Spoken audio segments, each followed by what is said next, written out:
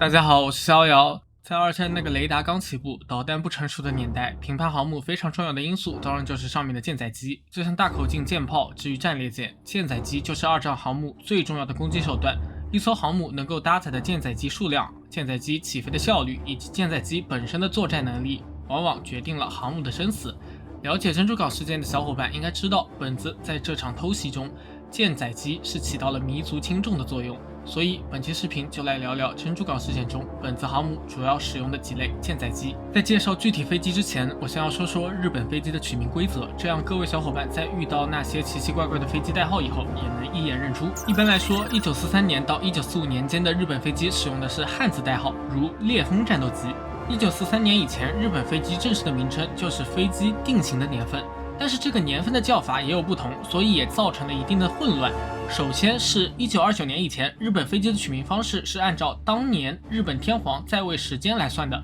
比如1921年是大正10年，所以这年生产的就叫10式。又比如3式舰载战斗机肯定不可能是大正3年完工的，因为1914年本子军队还没了解这新物件呢，投产年份应该是昭和3年的1928年。很容易看出这类取名方式太混乱了，要像裕仁这老小子一样在位64年还行，要像他爹大正天皇那样在位14年就记了，那就麻烦了。所以日本军方又搞出了一套根据年份命名飞机的模式。不过这个年份不是那个公元19几几年，毕竟大和民族跟耶稣不熟，不用以这位的生日为元年，人家要拿第一任日本天皇神武天皇登基的元年作为起始点，在日本称作皇纪年号。这个皇纪元年比耶稣的生日早了660年，所以公元1930年在日本皇纪中就是2590年，那一年定型的飞机就会被称为90式。同理可以推出那款非常著名的零式战斗机，其实就是在公元1940年日本皇纪2600年定型的飞机。说完取名规则，还有一个代号规则，一般是第一位代表机种的字母大写，第二位是项目序列数字，第三位是制造厂商代表字母，第四位就是改型数字。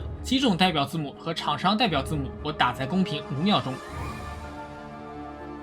OK， 这样其实就很好辨认了。比如我们等会要说的97建功就有 B5M 和 B5N 两个代号。根据刚才的表格可以知道 ，M 代表30重工 ，N 代表中岛飞机。实际情况就是日本海军在一次招标中将这两个公司设计的产品都纳入了部队，这就有了两个代号。既然已经说了97建功，那咱们就先来说它，都叫97了，这飞机的定型生产日期也就一目了然，1937年。第一个代号又是 B， 那就是攻击机。海军向中岛飞机、30重工这两家招标，要求弄一款实施舰攻击机。结果在1937年的时候，海军一看这两家的成果都不错，没啥性能方面的差距，所以就同时使用了两家的方案，并命名为97式舰上攻击机。当时的日本舰上战斗机、轰炸机、攻击机这三件套中，攻击机是载弹量最多的，当然也是飞得最慢的。虽说30的 B5M 和中岛的 B5N 一起入选，但 B5M 只造了约150架，而 B5N 却造了1400架。当然这可能也是因为中岛的 B5N 在1939年换了更强力的发动机，为了与前代区分，就有了 B5N1 和 B5N2。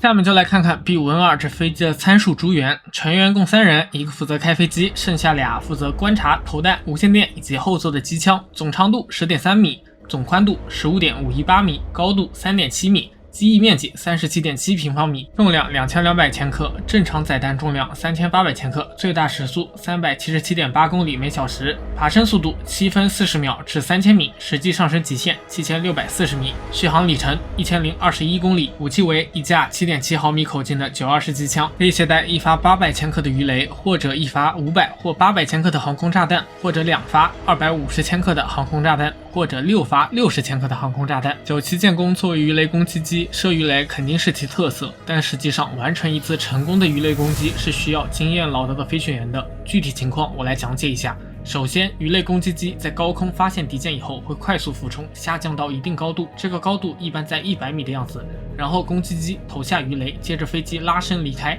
鱼雷从高空入水，因为重力势能，鱼雷会先沉入海面下50米，然后通过自带的动力回升到水面下3到5米的位置，并以40多节的移速直冲敌舰。这是一种高技术、高风险、高回报的攻击手段。说它高技术，是因为鱼雷落水点一般是距离敌舰1500米的位置，而鱼雷的速度也没很快，换算一下80公里的样子，从入水到命中1分半过去了。同时人家的船也在运动，能加速、减速或者转向。也就是说，投弹员是在做超级过山车的同时做高难度数学题。高风险是因为攻击机本来就属于跑得慢的那一溜，发动鱼雷攻击的时候还要减速俯冲。敌方航空队的战斗机若是稍有准备，那就是以高打低，以快打慢，属于捡人头行为。高回报则是因为鱼雷打的是舰艇侧面装甲，炸穿了就进水了。要是遇上某些偷工减料的船，水密舱的门没修牢，又没优秀的排水系统，那几万吨的船可能因为4发鱼雷就记了。与之相反的就是从天上丢下来的炸弹，那炸的是水平装甲，有可能表面都被轰成一片火海了，底下还屹立不倒的。所以说这么一看，97舰攻在干啥的时候最好用呢？打不动的固定靶，刀刀暴击啊！但是珍珠港是个港，平均水深就14米，如果用寻常的投鱼雷方法，那完蛋了，鱼雷刚丢下去，还没开始水平运动呢，就该砸海底爆炸了。本次飞行员也是拼，既然100米投弹重力势能太大了，那就俯冲到20米。同时本子又改装了一下自家的91改2型航空鱼雷，加装了一个木头做的鳍，提高浮力，这才有了珍珠港偷家的成功。当然要是鱼雷不够用，97舰攻也是可以飞天上水平丢炸弹的，毕竟载重够大嘛，所以可以携带别的飞机带不了的800千克航弹。之前咱们说了，这样水平投弹不容易出战果，但相对安全。接下来咱们说第二个种类的舰载机，99舰豹，代号 D3A， 可以看出是爱之钟表电机1939年定型生产的轰炸机，叫其99舰豹也是因为它的日文名字。这飞机是1936年时海军委托中岛、三菱和爱知3家进行原型设计，但三菱放弃了早期开发，中岛又因为设计不及时被取消了资格，最后由爱知钟表电机生产，总共造了1486架。99舰豹有2款，一款 D3A1， 一款 D3A2。不过 D3A2 正式生产已经是43年的事情了，所以这里主要来讲 D3A1。来看一下 D3A1 具体的参数，成员共2人，一个负责开飞机，另一个负责观察投弹以及后座的机枪。总长度 10.185 米，总宽度 14.360 米，高度 3.348 米，机面积 34.97 平方米，重量2390千克，正常载弹后总重量3650千克，在海拔2300米，最大时速381.5公里每小时。在海拔3900米，最大时速430公里每小时。